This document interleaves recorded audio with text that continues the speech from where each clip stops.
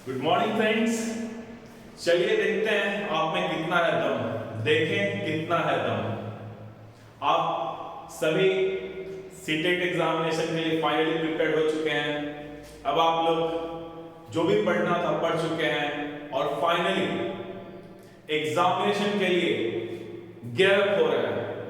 आप शायद ये प्रैक्टिस कर रहे होंगे कैसे माउस को हैंडल करेंगे, कैसे स्क्रीन को हैंडल करेंगे, कैसे मॉनिटर को हैंडल करेंगे और उस पे आप अपना प्रैक्टिस चालू रखे होंगे। अभी तक जो भी पढ़ना हुआ होगा आप पढ़ चुके होंगे, चाहे वो आपका सीडीपी हो, चाहे आपका ईवीएस हो, हिंदी हो, इंग्लिश हो, साइंस हो, मैथ्स हो, जो हो, सोशल साइंस हो, आप सब कुछ पढ़ चुके होंगे। ठीक है, यानी आपका प्रिपरेशन हो चुका है और अब आप सिर्फ क्वेश्चंस सॉल्व कर रहे होंगे। तो मैं देखना चाहता हूं कि आप कितना पढ़े हैं। क्या आपने समझकर पढ़ा है या सिर्फ क्वेश्चन ही सॉल्व करते रह गए?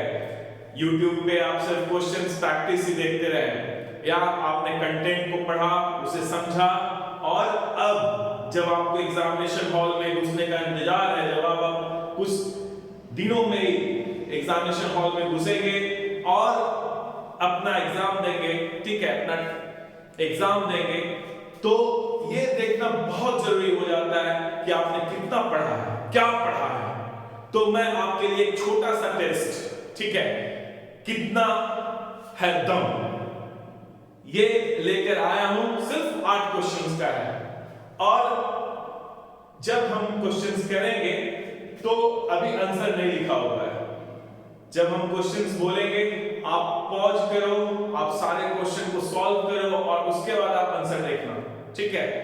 और यदि आप में से कोई भी स्टूडेंट 5 क्वेश्चन, ये 8 में से 5 सही कर लेता है तो श्योर है कि सीटेट एग्जामिनेशन पास हो जाएगा।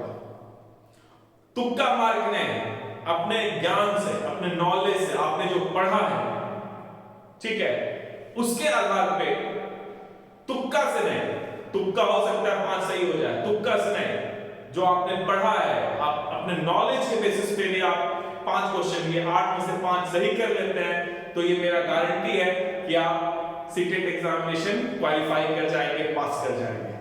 ठीक है, तो आइए चले देखते हैं कितना है दम। पहला क्वेश्चन जो हमारा है वो है, अब आप पॉज कर लो वीडियो, आप खुद इनका आंसर जो है लिख लो और उसके बाद कितना सही होता है वो आप देख लेना फाइनली, ठीक है। तो पहला क्वेश्चन है, विकास का डैश सिद्धांत बताता है कि गामक कौशलों का विकास शरीर के मध्य से आरंभ होकर शरीर के सिरों की ओर बढ़ता है। यानी वो कौन सा सिद्धांत है जो ये बताता है कि सेंटर से, ठीक है, सेंटर से डेवलपमेंट, विकास शुरू होकर, ठीक है, पेरिफेरी तक जाता है, ठीक है। यानी आपका मध्य से, यहां मध्य से स्टार्ट होता है और सिरों की तरफ जाता है। ऑप्शन में है पहला घुमावदार, बी विशिष्टता, सी अधोगामी एंड डी शीर्षगामी। अब आप यहां पॉज कर लो और आंसर यहां पे देख लो। घुमावदार, विशिष्टता, अधोगामी, शीर्षगामी, क्या होगा? आपने कर लिया होगा, आंसर क्या होगा? अधोगामी। आंसर क्या होगा? सी, ठीक है, फर्स्ट का आंसर सी, अधोगामी। अगला क्वेश्चन देखो आप, नेक्स्ट क्वेश्चन, इनमें से कौन सा बाल विकास का एक सिद्धांत है? यानी 4 ऑप्शंस दिया हुआ है, इसमें से पूछ रहा है कौन सा इसमें से बाल विकास का एक सिद्धांत है। आपको पता है बहुत सारे सिद्धांत हैं, उसमें से एक आपको फाइंड आउट करना है। तो चलिए हम लोग देखते हैं कौन सा सिद्धांत है। विकास प्रत्येक बच्चे की गति का सही ढंग से अनुमान लगा सकता है, पहला। बी चॉइस है, विकास परिपक्वन तथा अनुभव के बीच अन्योदय क्रिया की वजह से घटित होता है। सी, अनुभव विकास का एकमात्र निर्धारक है। डी, विकास प्रबलन तथा दंड के द्वारा सुनिश्चित किया जाता है। अब देखो ये दोनों तो नहीं ही होगा, निगेटिव आपने बहुत पढ़ा होगा, इसलिए ये दोनों तो नहीं है, इन दोनों में से डिसाइड आपको करना है, ठीक है। तो अब जो है आप पॉज कीजिए, आंसर आप खुद नोटबुक पे लिख लीजिए, ठीक है। अब हम आंसर बताने जा रहे हैं आपको, क्या होगा इसका आंसर, सही बताओ। विकास प्रत्येक बच्चे की गति का सही ढंग से अनुमान लगा सकता है, ठीक है। तो आंसर हो जाएगा ए। आंसर क्या होगा यहां पे, ए होगा। आप देख लेना सही है गलत है। अगला क्वेश्चन है, प्रकृति पोषण विवाद में प्रकृति से क्या अभिप्राय है, यानी इसमें प्रकृति क्या डिनोट करता है, प्रकृति क्या बताता है। ए, जैविकीय विशिष्टताएं या वंशानुक्रम सूचनाएं। बी, एक व्यक्ति की मूल वृत्ति। सी, भौतिक और सामाजिक संसार की जटिल शक्तियां। डी, हमारे आसपास का वातावरण। तो आपको ये बताना है, ठीक है, ये क्या चारों में से इसका क्या अभिप्राय है, क्या डिनोट करता है। पॉज करो, आंसर लिखो, ठीक है। अब मैं आंसर बता रहा हूं आपको, ठीक है। क्या होगा इसका आंसर, जैविकीय विशिष्टताएं या वंशानुक्रम सूचनाएं। तो आंसर क्या हो जाएगा, ए। सही आंसर क्या होगा, ए। अगला क्वेश्चन बहुत ही आसान है, ये तो गलत होना ही नहीं चाहिए, आप थोड़ा सा भी पढ़े होंगे। कोई भी बंदा जो एग्जाम देने जा रहा है सीटेट का, एकदम जो कुछ भी नहीं पढ़ा होगा उसको भी बता देना चाहिए, यदि ये गलत हो गया तो कभी पास नहीं होगा सीटेट। शैशव काल की अवधि है, क्या है बताओ, जब डायरेक्ट क्वेश्चन है। शैशव काल की अवधि है जन्म से 2 वर्ष तक, जन्म से 3 वर्ष तक, 2 से 3 वर्ष तक, जन्म से 1 वर्ष तक। बताओ क्या होगा इसका आंसर, पॉज करो, खुद लिखो। अब आंसर हम आपको बता रहे हैं, जन्म से 2 वर्ष तक। सही आंसर क्या हो जाएगा, ए, जन्म से 2 वर्ष तक। चलो 5वां क्वेश्चन की ओर हम लोग बढ़ते हैं, 5th क्वेश्चन की ओर।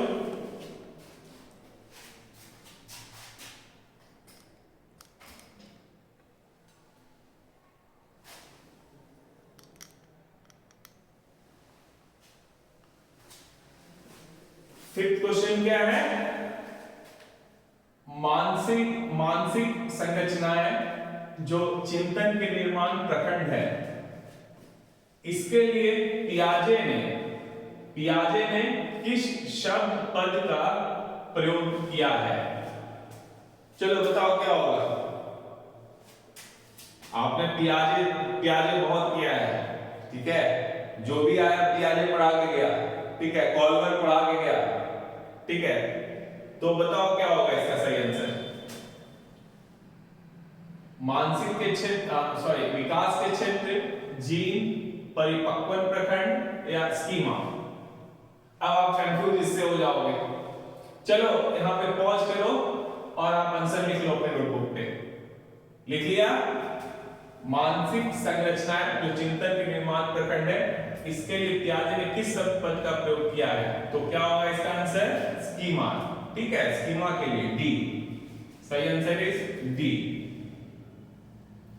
देखो अब एक्सप्लेन नहीं कर रहा है, क्योंकि मैं अब ये मान के चल रहा हूं कि आप पूरी तरह से प्रिपेयर्ड हो, जितना पढ़ना था आप पढ़ चुके, ठीक है।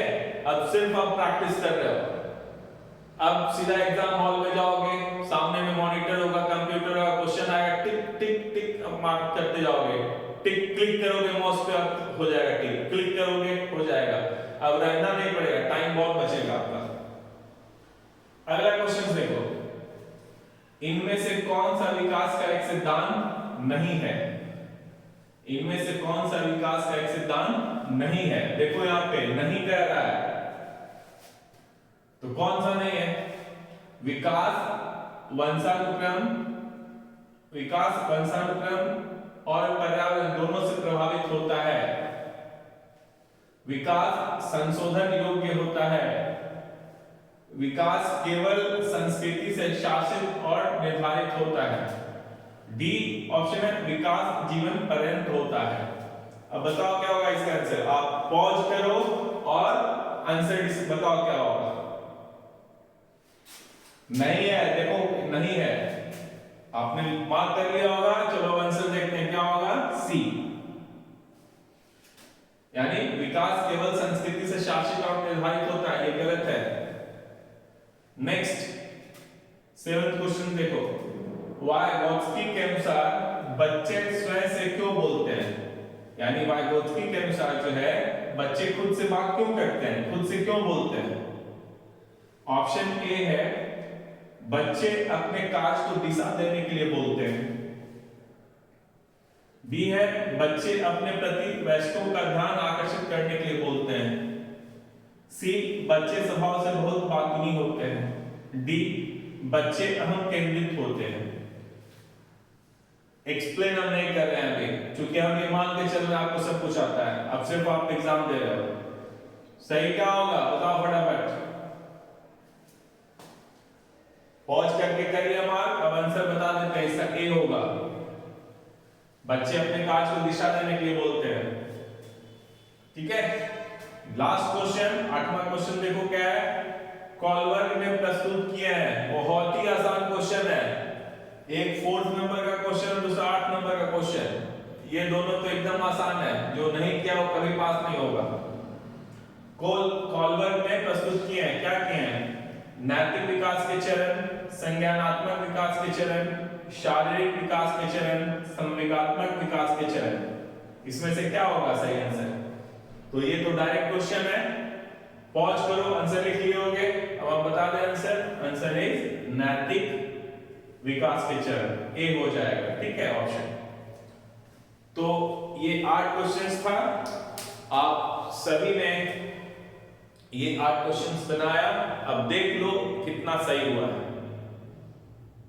यदि 5 आप सही बना लिए तो आप हम सभी मान के चल रहे हैं कि आपका ईवीएस भी प्रिपेयर हो गया है, आपका हिंदी भी प्रिपेयर हो गया है, आपका इंग्लिश भी प्रिपेयर हो गया, आपका मैथ भी प्रिपेयर हो गया है, साइंस और सोशल साइंस पेपर तो उनका भी प्रिपेयर हो गया।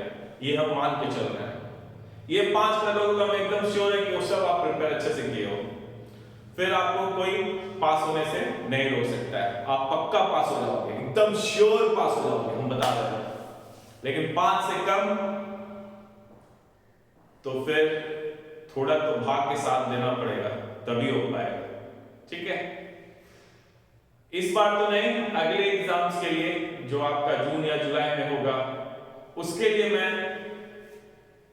कंप्लीट अच्छे तरीके से, चाहे बाल विकास हो चाहे ईवीएस हो, समझा कर हम आपको बताएंगे। एक बार सुनोगे लेक्चर, फिर क्वेश्चंस करने की जरूरत नहीं पड़ेगी। डायरेक्ट उठाओ क्वेश्चन, कहीं से क्वेश्चन बैंक उठाओ और आप आंसर कर पाओगे, आराम से कर पाओगे।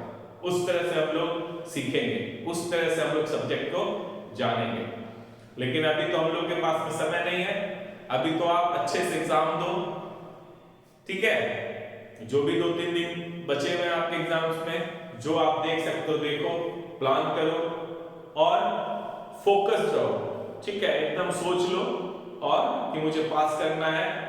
एग्जाम में एकदम फुल माइंड से जाइए और श्योर, यदि आपने तैयारी किया है तो आपको पास होने से कोई नहीं रोक सकता है। ओके, धन्यवाद।